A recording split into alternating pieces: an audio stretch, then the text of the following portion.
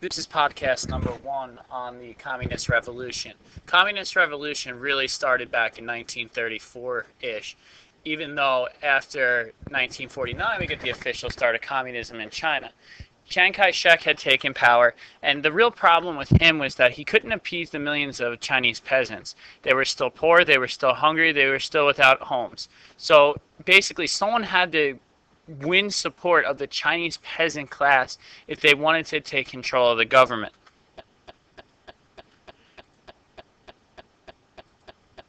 Chiang Kai-shek was worried about the threat of the Communist Party, so what he did is he began to purge or systematically eliminate anyone who was suspected of being communist. And tens of thousands of communists fled into the mountains.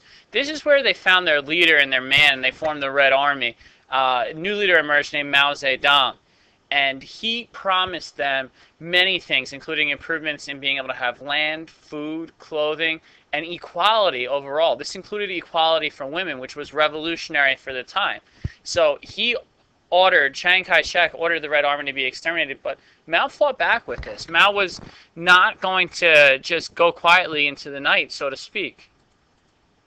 In 1934, he partook on what was called the Long March, which is over 6,000-mile year-long retreat from Chiang Kai-shek's forces. Thousands died. But what it did is by 1935, people are like, oh my God, we should support this guy. If people are willing to die and people are willing to march, he must have a real cause in front of him. And he became a hero for his bravery and gained support throughout China. By 1949, Mao was able to overthrow the government in Chiang Kai-shek through the Communist Revolution. Chiang and the nationalists fled mainland China. They set up their own government in Taiwan. That's why we're known as having two Chinas today. One in Taiwan, that's more of a democratic government, and then the communist system, which is in mainland China. The basics of communism. This is what we need to understand. The government controls the economy. It decides what is produced, when it's produced, how it's produced, and how much it's going to cost. The government controls that. There's no private land. So there's no, this is my house, this is your house. It's everybody's land. It's everybody's homes. It's everybody's food. There's no social classes whatsoever. Everybody has equality. And land was taken away from the wealthy and given to everyone equally. It was the nation that was most important, not the individual anymore. And remember, communism is great in concept, it's bad in practice, but to the peasants at the time, this is what they wanted to hear, and they fully supported him as a result of it. Mainland China became communist under Mao, and Taiwan became a democracy under Chiang Kai-shek. Although China considers Taiwan to be part of their nation, the two Chinas still exist today.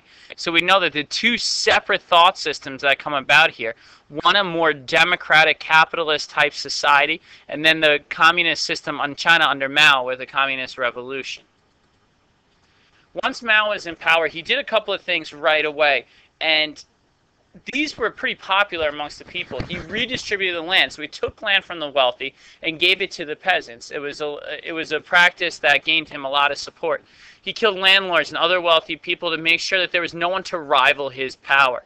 And strategically, third, he formed an alliance with Joseph Stalin and really mirrors his policies off of Stalin from this point forward. Agriculturally, he planned to industrialize China in 5 years. He had a 5-year plan, just like Joseph Stalin did. He wanted to really produce heavy industry and steel and form huge collective farms where people could work, eat, and live together. Now, they don't actually work out, but in theory, it sounds like a great idea. He wanted to fix China's economy through the Great Leap Forward, which really turns out to be a great leap backwards for the people. It was very strict in its practices. It put everybody on communes, which are collective farms, and peasants had to begin making steel instead of farming. So it's a complete disaster for China because they have no food source. It led to massive starvation of 20 to 40 million people dying from starvation. It was unsuccessful in every regard. And these collective farms that they set up were group farms that worked for the government in exchange for food, clothing, shelter. They break down because these people aren't producing what needs to be produced. And these communes were small communities that had their own facilities, grew crops for the government, or worked in factories. But like I said, the system continued to break down. It's impossible when you're trying to produce steel, and the steel isn't even that great a demand around the world because there's other sources that have been producing it cheaper at the same exact time. Land reform. He wanted to take land from the rich and give it to the poor peasants. But instead what happens is the government owns all of the land. And he tried to modernize the agricultural system, but it doesn't work out for him. In this 5-year Great Leap Forward is a failure. Production did not keep up with population growth. The Chinese Communist Party controlled communes. Peasants disliked the communists. They didn't like where they were on them. And this became a huge issue for the people of China as they move forward. In industry, he took the ideas from the Soviet Union and he really wanted to rapidly industrialize the country.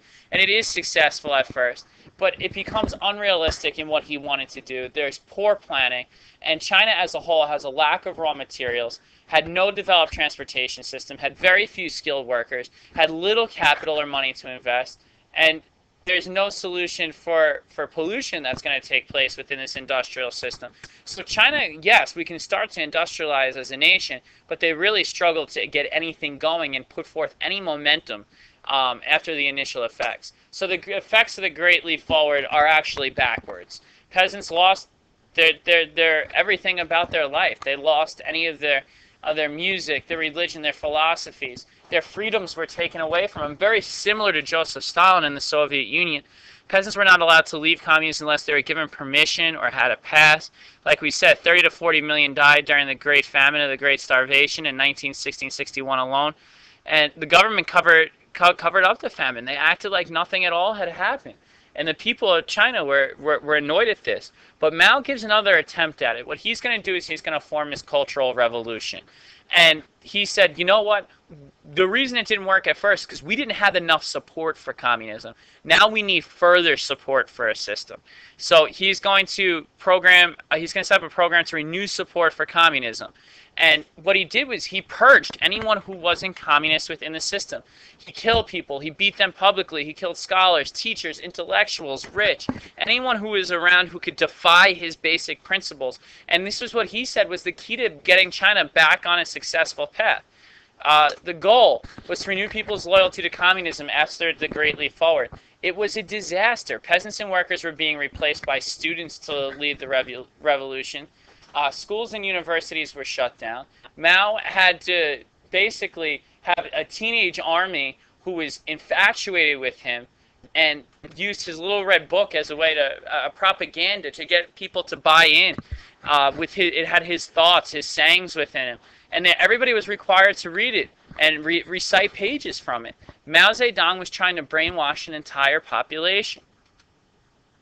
Students formed groups of fighters called Red Guards.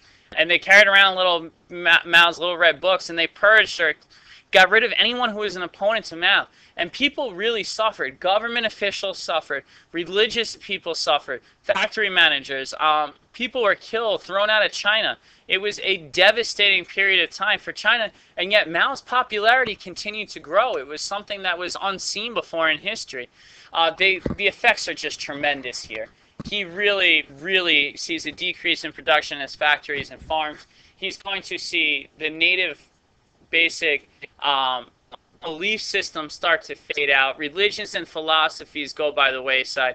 And he really sets China back in terms of its development. And you can see the other items there on the screen. This is the end of podcast 2 on the Chinese Communist Revolution.